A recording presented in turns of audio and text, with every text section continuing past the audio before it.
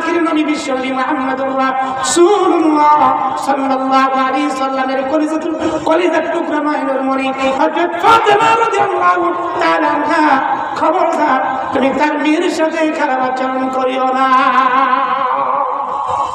কবর মানুষের মতন চিৎকার মেরে বলে, সাহাবীরা আমি ইমাম হাসান হুসাইনের মাকে চিনি না, আমি আলীর স্ত্রীকে চিনি না, আমি নবীজির মেয়ে মুহাম্মদুর রাসূলুল্লাহ সাল্লাল্লাহু আলাইহি সাল্লামের মেয়েকে চিনি না, আমি চিনি শুধু আমল।